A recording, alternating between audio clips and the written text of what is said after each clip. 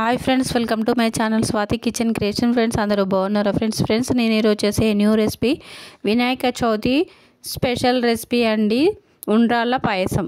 Friends పండగ రోజు ఎలాంటి హడావుడి లేకుండా చాలా ఈజీగా చేసుకునే పాయసం అండి ఇది.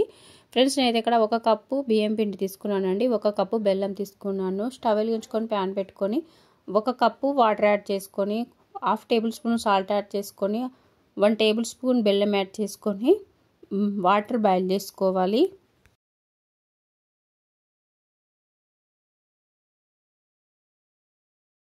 ఫ్రెండ్స్ వాటర్ అనేవి బాయిల్ అయిన తర్వాత రైస్ ఫ్లోర్ యాడ్ చేసుకొని బాగా కలుపుకోవాలి.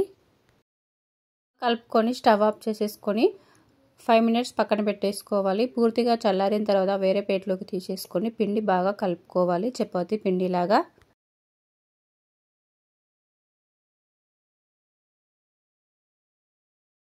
అనేది చపాతీ పిండిలాగా ఇలా కలుపుకోవాలండి. ఇలా కలుపుకోవడం వల్ల మనం చేసే ఉండ్రాళ్ళు చాలా పర్ఫెక్ట్గా వస్తాయి. ఫ్రెండ్స్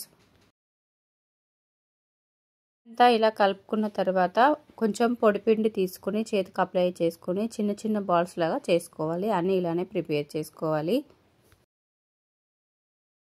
చాలా ఈజీగా వీటిని ప్రిపేర్ చేసుకోవచ్చండి, ఎలాంటి కష్టం లేకుండా.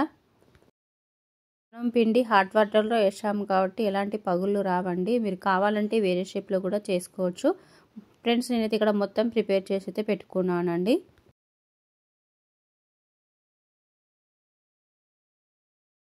స్టవ్ వెలిగించుకొని ప్యాన్ పెట్టుకుని 2 కప్పుల వాటర్ యాడ్ చేసుకొని 1 కప్పు బెల్లం యాడ్ చేసుకొని బెల్లం మొత్తం కరిగిపోయే వరకు బాయిల్ చేసుకోవాలి.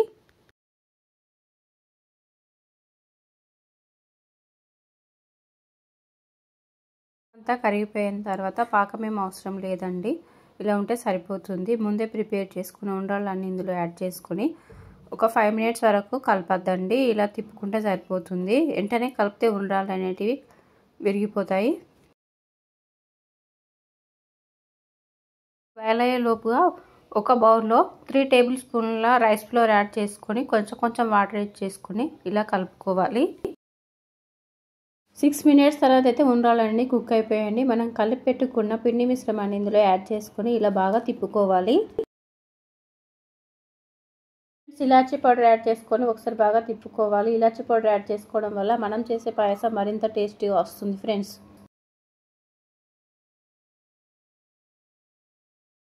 మనం యాడ్ చేసుకున్న పిండి అనేది కుక్ అయిపోయిందండి, స్టవ్ ఆఫ్ చేసేసుకోవాలి. స్టవ్ వెలిగించుకొని ప్యాన్ పెట్టుకొని 1.5 టేబుల్ స్పూన్ నెయ్యి యాడ్ చేసుకొని డ్రై ఫ్రూట్స్ ఫ్రై చేసుకోవాలి. డ్రై ఫ్రూట్స్ ఫ్రై అయిపోయాయండి, స్టవ్ ఆఫ్ చేసుకొని పక్కన పెట్టుకోవాలి.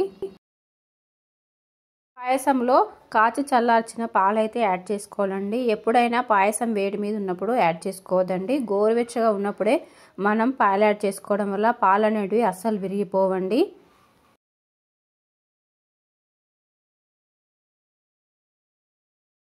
డ్రై ఫ్రూట్స్ అన్ని పాయసంలో యాడ్ చేసుకొని ఒకసారి బాగా కలుపుకోవాలి. టేస్టీ ఉండ్రాళ్ళ పాయసం అయితే రెడీ అయిపోయింది. ఫ్రెండ్స్ నేనైతే పాలు అయితే ఒక 1/2 కప్ వరకు యాడ్ చేసుకున్నానండి. ఇలా ప్రిపేర్ చేశారంటే చాలా గంటల తరబడైన పాయసం చిక్కబడకుండా అదే టేస్ట్తో చాలా బాగుంటుంది. ఫ్రెండ్స్ టేస్టీ ఉండ్రాళ్ళ పాయసం ఫ్రెండ్స్ రెడీ అయిపోయిందండి. వినాయకునికి ఎంతో ఇష్టమైన ఉండ్రాళ్ళ పాయసం అయితే చాలా తక్కువ టైంలో ఈజీగా ప్రిపేర్ చేసుకోవచ్చు. ఫ్రెండ్స్